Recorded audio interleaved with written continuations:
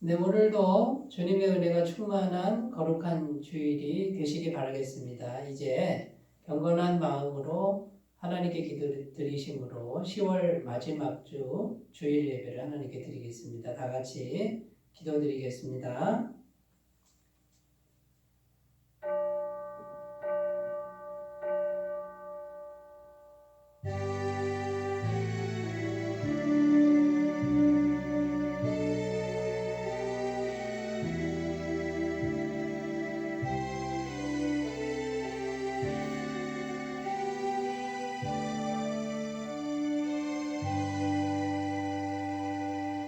감사함으로 그의 문에 들어가며 찬송함으로 그의 궁정에 들어가서 그에게 감사하며 그의 이름을 송축할지어다.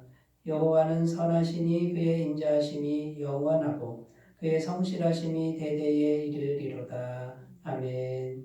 전능하신 하나님 아버지, 파수꾼이 아침을 기다림과 같이 여종이 그 주모의 손만 바라본과 같이 저희들이 거룩한 주일에 성전에 올라와 오직 하나님을 바라보면서 간절히 은혜를 사모하고 있습니다. 사랑하시는 주님, 이곳에 임하셔서 그 빛난 얼굴을 우리에게 보여 주시옵소서. 우리로 평생 주님을 송축하게 하시며 구원의 이름으로 인하여 날마다 손을 들게 하옵소서. 예배하는 우리 마음에 모든 걱정과 근심이 사라지게 하시며 주님께서 주시는 말씀과 은혜와 소망으로 충만하게 하여 주시옵소서. 성령 하나님, 오늘 예배도 주님께서 주관하여 주시기를 소원합니다. 우리 가운데 임재하셔서 우리의 영혼을 인도하시고 우리의 예배가 거룩한 예배가 되도록 도와주시옵소서. 감사드리며 우리 주 예수님의 이름으로 기원하옵나이다. 아멘. 다 같이 찬송가 21장 함께 부르겠습니다. 21장입니다.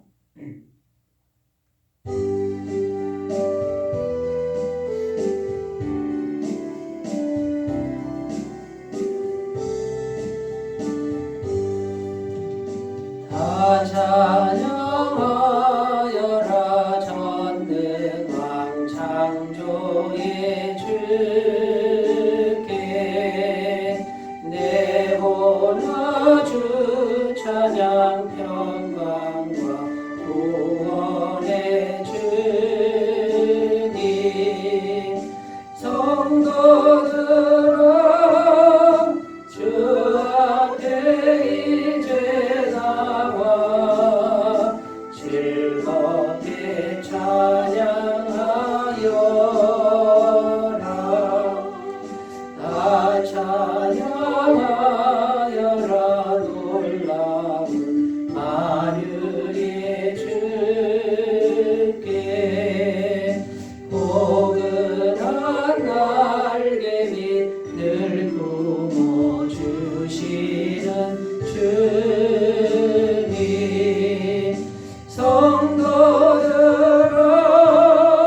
주님의 뜻 안에서 내 소원 다 이루리라. 다 찬양하여라.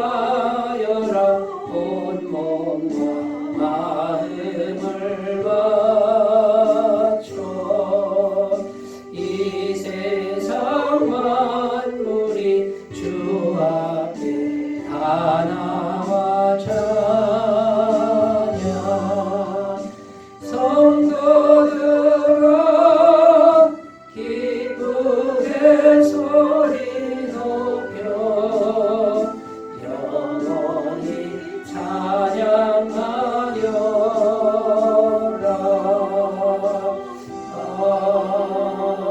아멘. 사도신경으로 신앙 고백을 드립니다. 나는 전능하신 아버지 하나님 천지의 창조주를 믿습니다. 나는 그의 유일하신 아들 우리 주 예수 그리스도를 믿습니다.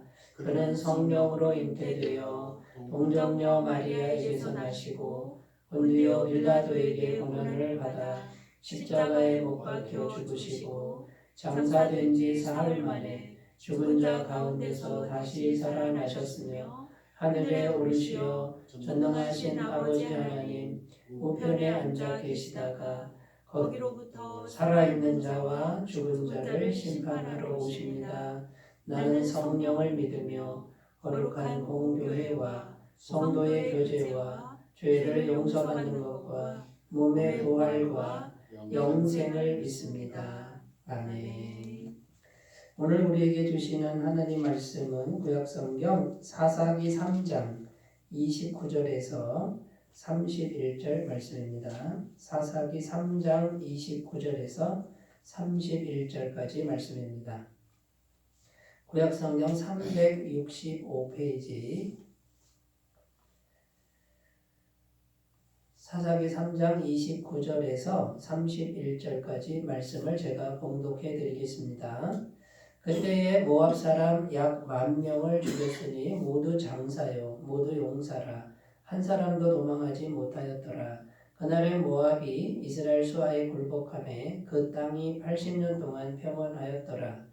에훗 후에는 아나세 아들 삼갈이 있어 소 모는 막대기로 블레셋 사람 600명을 죽였고 그도 이스라엘을 구원하였더라. 아멘. 네, 오늘 말씀의 제목은 주님의 은혜는 풍성하고 영원합니다. 주님의 은혜는 풍성하고 영원합니다. 이런 주제로 함께 은혜를 나누겠습니다. 네, 오늘 말씀 31절 말씀에 보면 세 번째 사사 삼갈이라는 사람에 대해서 기록하고 있습니다. 그래서 오늘은 세 번째 사사 삼갈에 관한 이제 그런 말씀이 되겠는데요. 31절을 다시 읽어보겠습니다.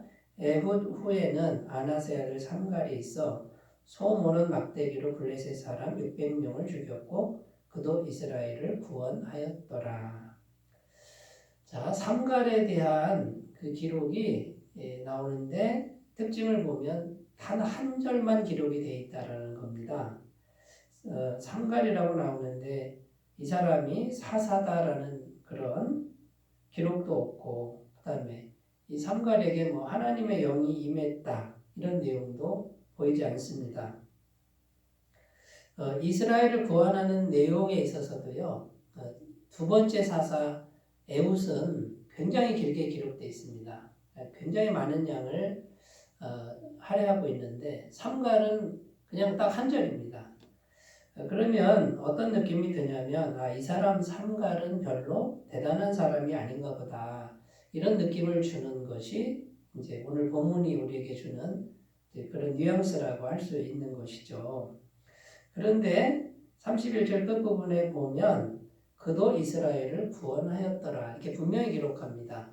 그러니까 삼갈도 이스라엘 나라를 구원한 사람이다. 이렇게 분명히 사사라는 것을 암시하고 있다는 것이죠. 자, 이렇게 삼갈이라는 사람의 기록이 많지도 않고 그냥 딱 한 절만 돼 있는 이렇게 좀 별 볼 일 없는 사람 같다라는 느낌을 주는 여기에 오늘 본문 말씀에 깊은 의미가 담겨 있다라는 것이죠. 그 의미가 뭐냐면 정말 평범한 사람도 정말 세상적으로는 그렇게 보잘것없는 사람도 하나님이 함께 하시면 위대하게 쓰임받을 수 있다라는 사실을 우리에게 전해주고 있다는 것입니다.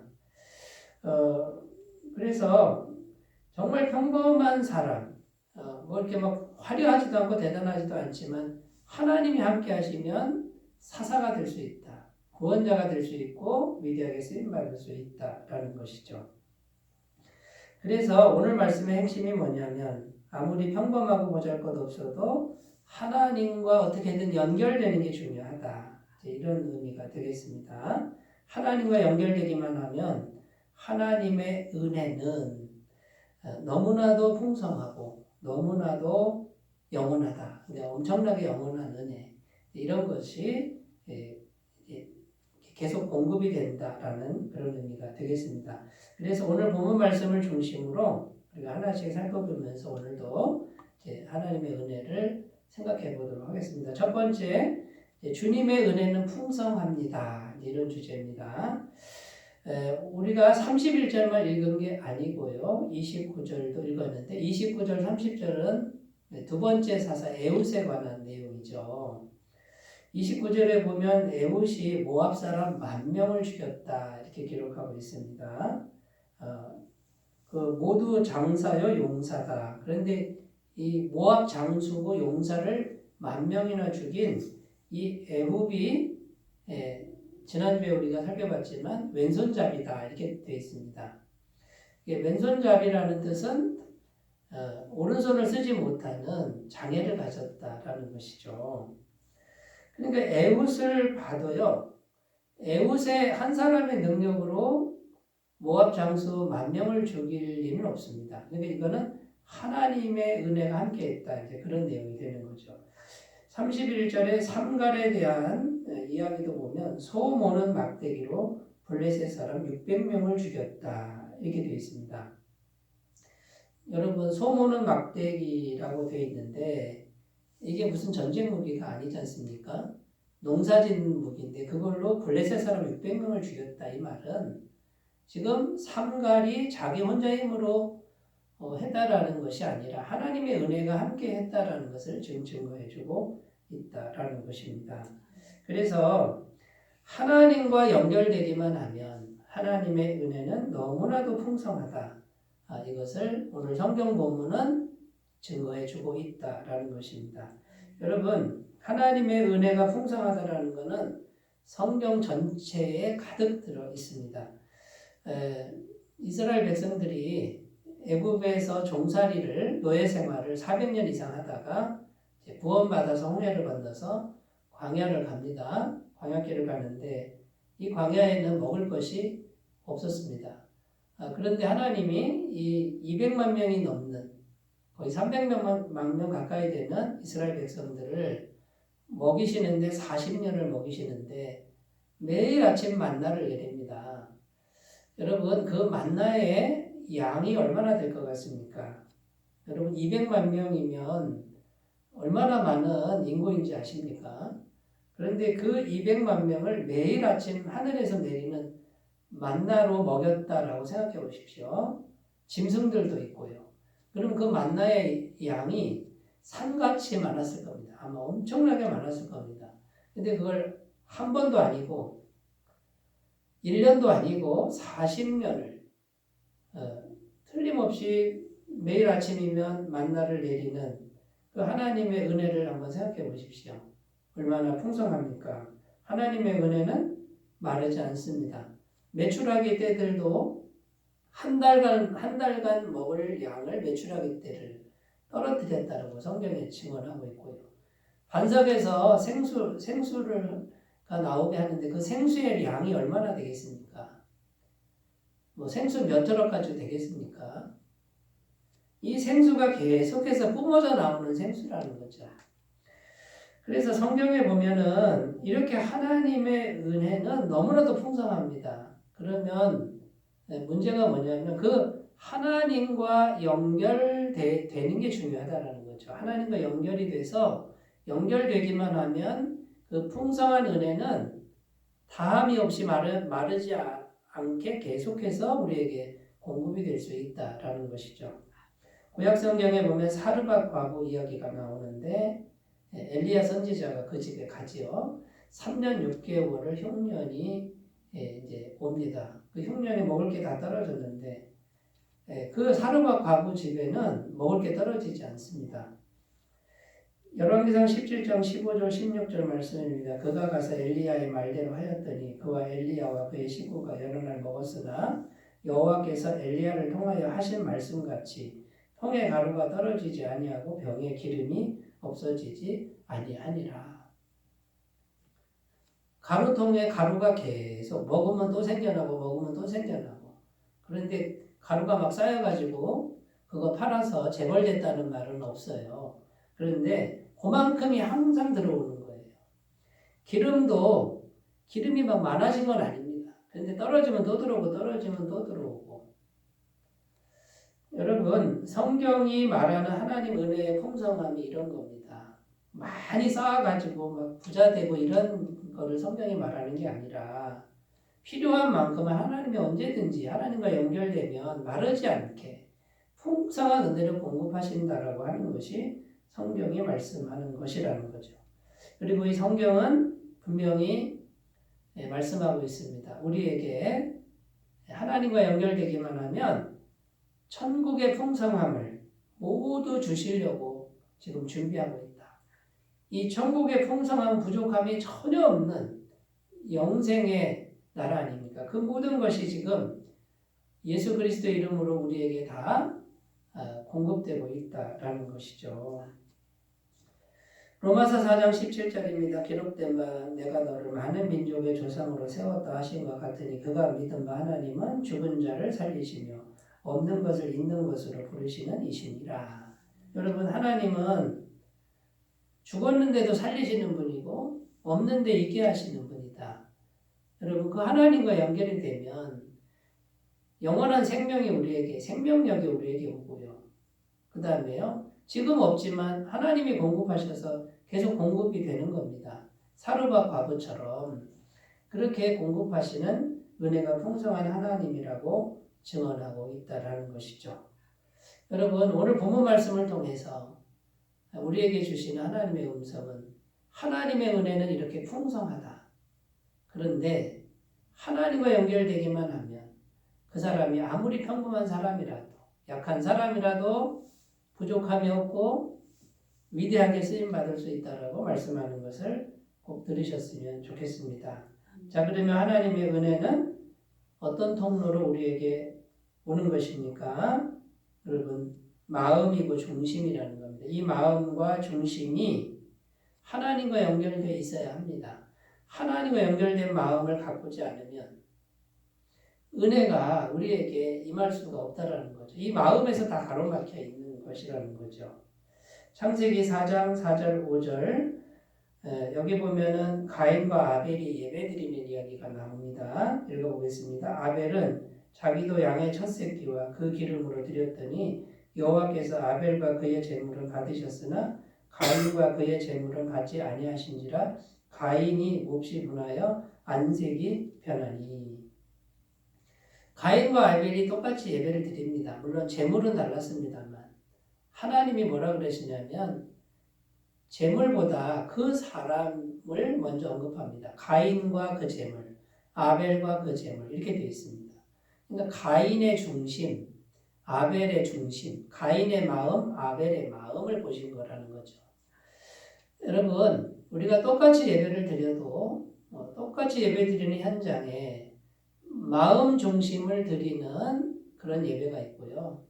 마음이 없는 예배가 있을 수 있다라는 것입니다.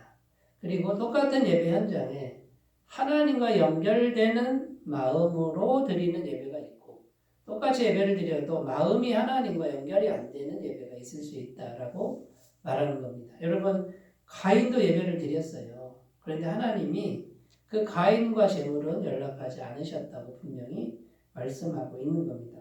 여러분, 그러므로 예배 드리는 행위 이것도 중요합니다만 정말 중요한 것은 이 마음 중심이 하나님과 어떤 상태에 있느냐, 어떤 관계냐. 하나님은 모든 걸 다 보고 계시는 분이죠. 하나님은 만물이 여길 수 있는 분이 아닙니다. 하나님 앞에서 우리가 마음 중심으로 정말 하나님을 경외하고 하나님과 연결된 예배를 드린다 그러면 하나님의 은혜는 마르지 않을 줄로 믿습니다. 자, 그러면 첫 번째 우리가 해야 될 게 뭡니까? 우리가 죄인이라고 하는 것. 이 마음의 죄, 이 마음의 죄를 정직하게 인정해야 된다는 거죠. 이 마음의 죄를 덮는다고 가려지겠습니까? 요한일서 1장 9절에서 10절입니다. 만일 우리가 우리 죄를 자백하면 그는 미쁘시고 의로우사 우리 죄를 사하시며 우리를 모든 불의에서 깨끗하게 하실 것이요 만일 우리가 범죄하지 아니하였다 하면 하나님을 거짓말하는 이로 만드는 것이니 또한 그의 말씀이 우리 속에 있지 아니하니라. 내가 죄인입니다 하고 정직하게 고백하면 용서함을 받는다는 거예요. 그런데 죄를 자꾸 덮으면 너는 죄 없다라고 합리화하면 그는 하나님을 거짓말하는 자로 만드는 것이다. 이렇게 증거하고 있습니다. 두 번째 우리가 해야 될 일은 교만함을 버리고 겸손한 마음을 갖고야 한다는 것입니다. 야고보서 4장 6절입니다. 그러나 더욱 큰 은혜를 주시나니 그러므로 일렀으되 하나님이 교만한 자를 물리치시고 겸손한 자에게 은혜를 주신다 하였느니라. 여러분, 교만이라는 게 정체가 뭐냐면 내가입니다. 내 방법, 내 경험, 내가 하면 돼. 이런 것들이 교만이고요. 내가 아무리 잘해도, 아무리 전문가라도 내가 하면은 부족합니다. 하나님 은혜 주세요라고 하는 것이 겸손함이라는 거예요. 내가 빠져야 되고 내가 낮아져야 그게 겸손한데 그 마음이 돼야 은혜가 이제 은혜와 연결이 된다라는 것이죠. 이것을 꼭 유념하셨으면 좋겠습니다. 여러분, 주님의 은혜가 풍성합니다. 이게 첫 번째 주제인데요. 여러분, 이 주님의 은혜 풍성한 것을 어디를 통로로 해서요? 이 마음을 통로로 해서. 여러분, 이 마음을 우리가 집중하고 마음을 이걸 가꾸지 않으시면, 변화시키지 않으시면 주님의 은혜는 임할 수가 없다라는 것이고요. 이 마음을 잘 가꾸셔서 영원한 은혜, 무한한 은혜를 다 받아 누리시기를 바라겠습니다. 두 번째는 주님의 은혜는 영원합니다. 이런 주제입니다. 14절 말씀에 보면은 이렇게 기록되어 있죠. 14절 말씀에 이에 이스라엘 자손의 모압 에글론을 18해 동안 섬기니라. 에훗에 관한 기록인데 18년 동안 압제를 당했는데 이제 에훗을 통해서 하나님이 구원하고 30절에 보면 평온한 연수가 80년이다 이렇게 나옵니다. 근데 여러분, 압제당하는 건 18년이면 하나님은 80년으로 갚아주는 분이다라는 거예요. 은혜가 훨씬 길다라는 거죠. 그런데 여러분, 성경은 하나님의 은혜는 긴 정도가 아니라 영원하다라고 증거하고 있습니다. 그렇다면 여러분, 이 하나님의 영원한 은혜가 우리에게 와야 되는데 왜 긴 정도가 됐느냐라는 거죠. 왜 80년에서 끝났느냐라는 거예요. 이 죄가 반복적으로 은혜를 끊기게 합니다. 그러니까 여러분, 죄가 자꾸 우리 속에 마음속에서 생각이 나니까 은혜가 끊겼다가 또 하나님 생각하면 연결됐다가 또 끊겼다가 연결됐다가 이러는 거예요. 그래서 하나님을 잊어버리거나 죄악된 마음으로 계속 사는 분들은 하나님과 계속 단절된 상태로 살아가는 것이죠. 은혜가 계속 말라버리는 것이죠. 그런데 마음으로 계속해서 예수님 보혈을 의지하고 죄사함을 믿고 하나님을 계속 기억하고 생각하고 묵상하는 분들은 영원한 은혜와 연결이 되는 겁니다. 이거는 계속되는 은혜고 그 은혜는 영원토록 있는 은혜라는 거죠. 이사야 59장 1절 2절입니다. 여호와의 손이 짧아 구원하지 못하심도 아니요 귀가 드나여 듣지 못하심도 아니라 오직 너희 죄악이 너희와 너희 하나님 사이를 갈라놓았고 너희 죄가 그의 얼굴을 가리어서 너희에게서 듣지 않으시게 함이니라. 하나님의 손이 짧은 게 아니고 이거는 영원한 은혜인데 죄가 있으니 끊긴다라는 거예요. 근데 여러분, 죄가 어디 있습니까? 죄가 마음에 있는 거죠. 우리 마음에서 계속 죄가 생각이 나니까 결국 마음에서 우리는 계속 죄를 생각하는데 이게 죄를 짓는 거라는 거죠. 그러면 은혜가 단절되는 거예요. 그러니까 여러분, 우리가 어떻게 해야 되죠? 예수님을 마음에 모셔야 된다는 거예요. 예수님을 계속 생각하고 마음에 모시면 예수님이 오셔서 예수님이 계속해서 죄를 씻어주십니다. 예수님은 영원한 십자가 보혈의 은혜가 있지 않습니까? 예수님을 생각하고 모시면 즉시로 죄가 해결되고 하나님 은혜는 계속해서 공급이 된다라는 것이죠. 요한복음 14장 6절입니다. 예수께서 이르시되 내가 곧 길이요 진리요 생명이니 나로 말미암지 않고는 아버지께로 올 자가 없느니라. 예수님 외에는 없습니다. 하나님의 은혜와 연결되는 유일한 길은 예수님밖에 없습니다. 나로 말미암지 않고는 아버지께로 올 자가 없다라고 말씀하고 있는 것이죠. 자, 그러면 우리의 싸움은 어떤 싸움입니까? 예수님을 지속적으로 생각하고 묵상하는 싸움이라는 거예요. 예수님을 계속 생각하고 묵상하는 겁니다. 이것을 우리가 꼭 기억하셨으면 좋겠습니다. 생각의 싸움입니다. 예수님을 계속 생각하고 묵상하는 겁니다. 십자가를 묵상하고 죄사함을 묵상하고 예수님을 계속 마음에 계속 생각하는 훈련. 이것을 계속 하는 분들은 계속 은혜가 공급이 됩니다. 실제적으로 공급이 됩니다. 그런데 이제 많은 일들이, 분주한 것들이, 또 다른 관심사가 예수님을 잊어버리게 만드는 거예요. 현실적인 어떤 것이 더 중요하다라는 생각을 하게 됩니다. 그리고 예수님은 별로 안 중요하다라고 생각하고, 그래서 그 은혜를 못 받는 거죠.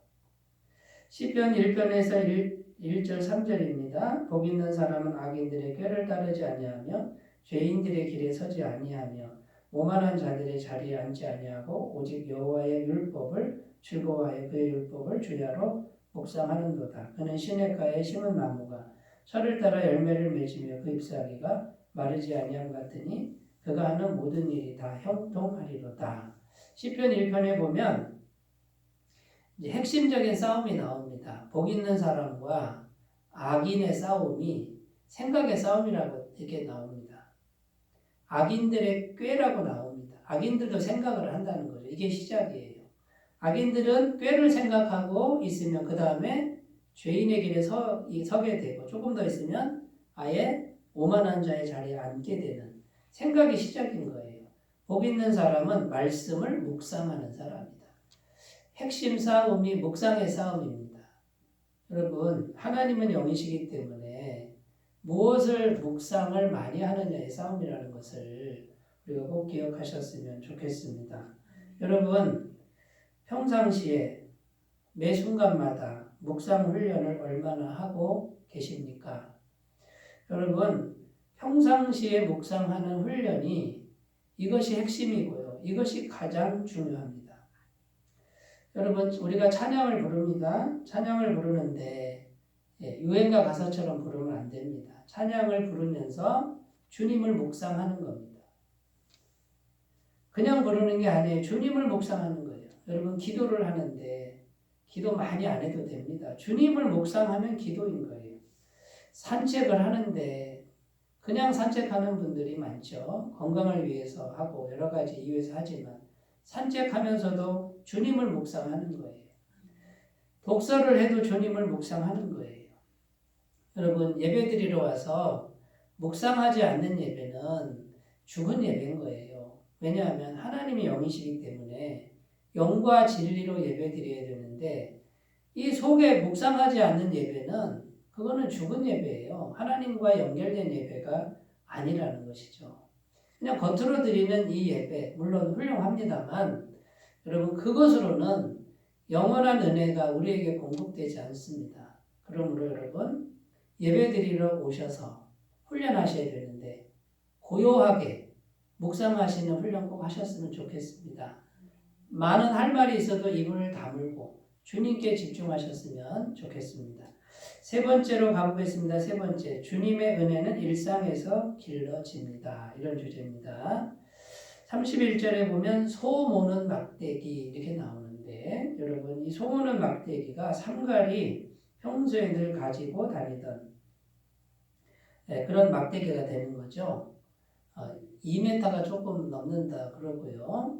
한쪽은 뾰족하게 못 같은 것이 박혀 있고 다른 한쪽은 곡괭이처럼 곡괭이보다 좀 넓게 이렇게 돼 있다고 합니다. 그래서 하나는 찌르고 하나는 이렇게 긁기도 하고 한 2m가 조금 넘는 그런 지팡이입니다. 특별한 지팡이가 아닙니다. 소 모는 막대기가 무엇이 대단하겠습니까? 그런데 그 소 모는 막대기로 블레셋 사람 600명을 죽였다. 이렇게 기록하고 있다라는 것이죠.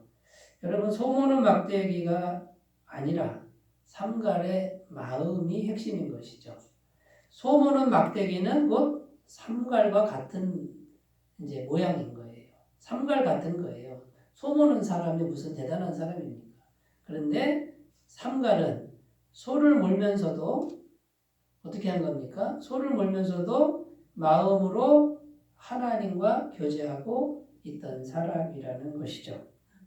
삼갈은 평상시에 소모는 일을 해도 사람들이 알아주지 않아도 그걸 하찮은 일이라고 여겨도 어떻게 한 것입니까?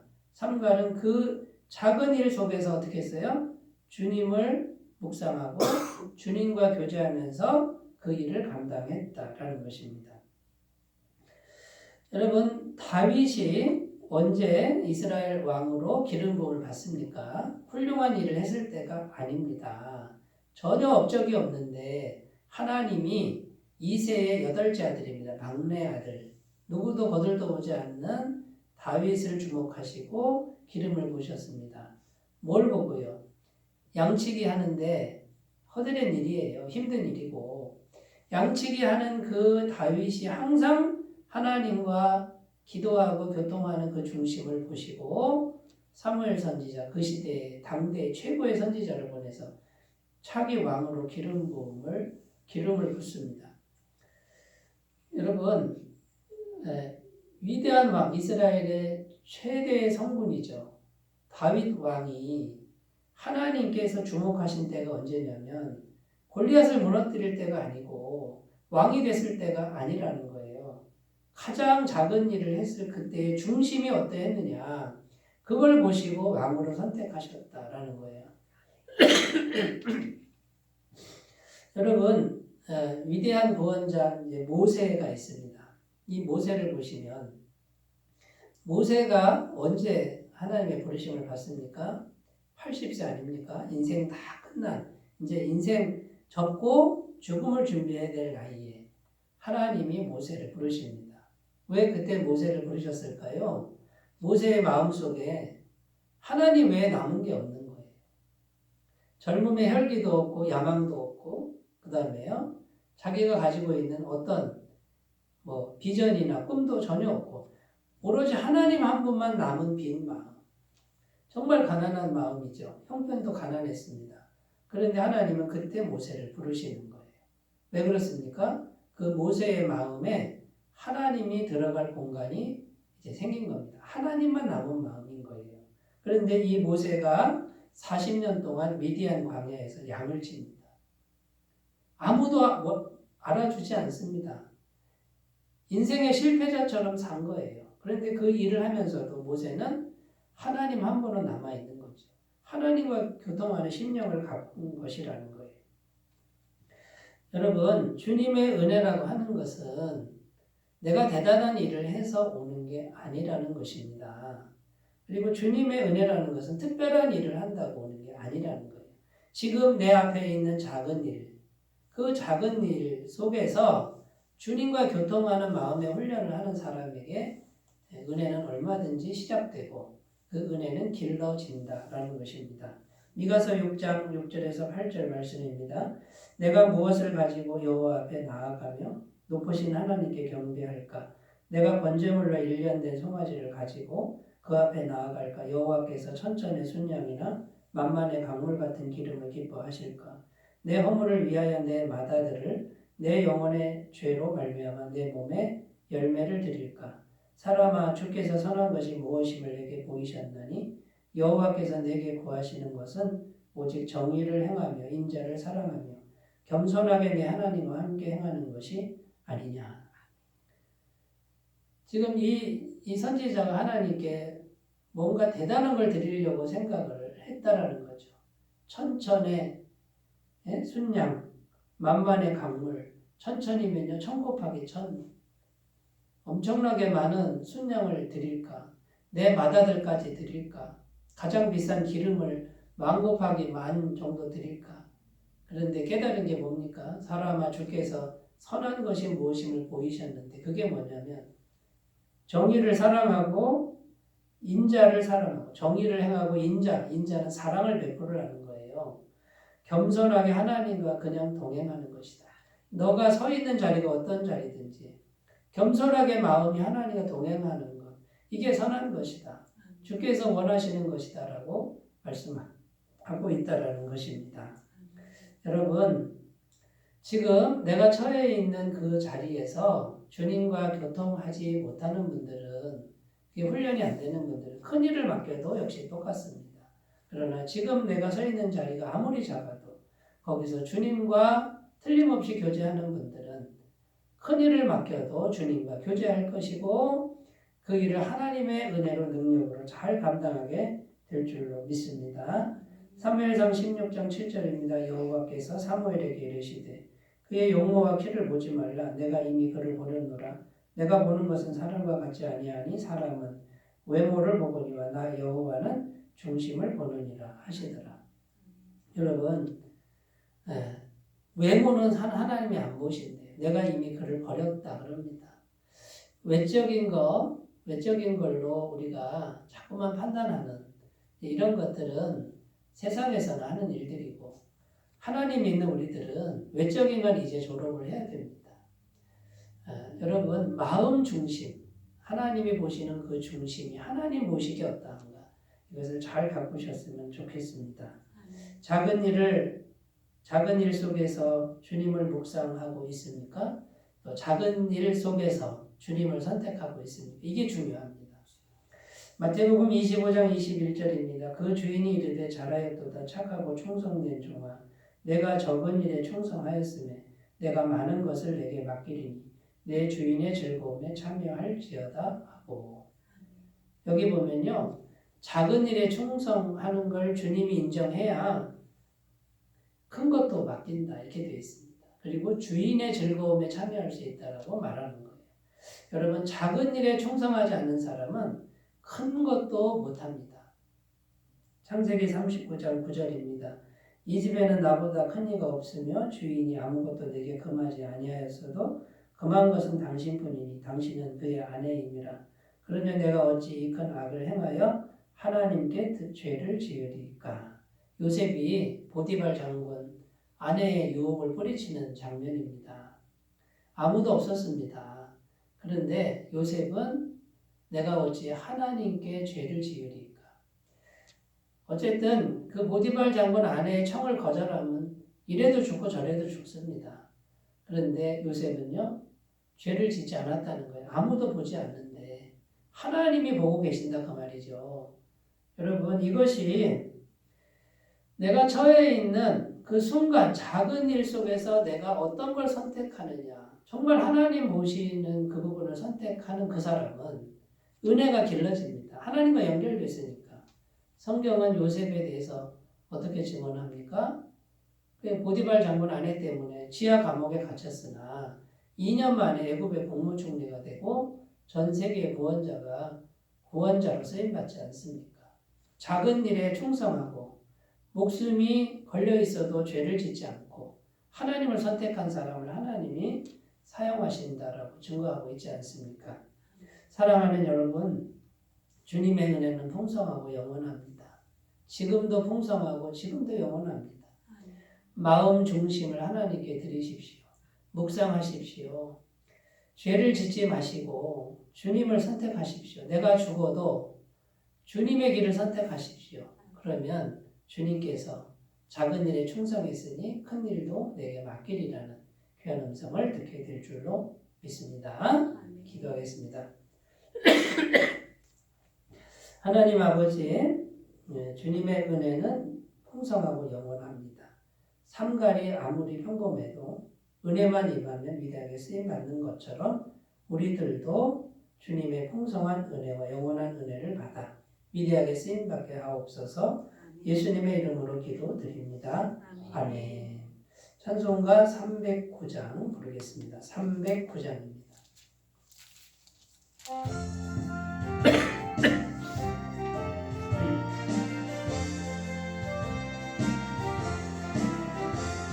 목마른 내 영혼 주가 이미 허락한 그 귀한 영생수 주여 갈망합니다. 그 약속 따라서 힘써 간구하오니 오 주여 내 기도 어서 들어주소서. 예수의 사랑 예수의 사랑 바다 물결같이 내게 임하니 영광의 물결에 온전히 쌓여서 내 영혼의 기쁨 한량 없도다. 주 내게 약속한 은비 내려주시려 은혜의 저구름 건너편에 떠올라 그 귀한 진주가 내게 밝히노니 나의 힘을 다하여 주께 간구합니다. 예수의 사랑 예수의 사랑 바다 물결같이 내게 임하니 영광의 물결에 온전히 쌓여서 내 영혼의 기쁨 한량없도다. 은혜의 소낙비 지금 흡족히네요. 구원의 큰 강물 흘러차고 넘쳐서 내 추한 모든 죄 모두 씻어버리니 나 지금 은혜를 충만하게 바란대. 예수의 사랑 예수의 사랑 바다 물결같이 내게 임하니 영광의 물결에 온전히 쌓여서 내 영혼의 기쁨 한량없도다. 차고 넘치는 주의 은혜의 물결 힘차게 밀려와 내게 만족합니다. 오 할렐루야로 주를 찬송하오니 내 마음의 기쁨이 항상 충만함이라. 예수의 사랑 예수의 사랑 바다 물결같이 내게 임하니 영광의 물결에 온전히 쌓여서 내 영혼의 기쁨 한량없도다. 네, 권고 말씀은요. 11월 셋째 주일은 추수감사주일로 지킵니다. 세례식과 성찬식이 있습니다. 세례 받으실 분들은 신청해 주시면 감사하겠습니다. 헌금은 헌금합니다. 교회 계좌로 헌금해 주시고요. 매일 10분 묵상과 한 사람 전도에 동참해 주시면 감사하겠습니다. 이제 찬송가 383장 부르시고 축도로 예배를 마치겠습니다.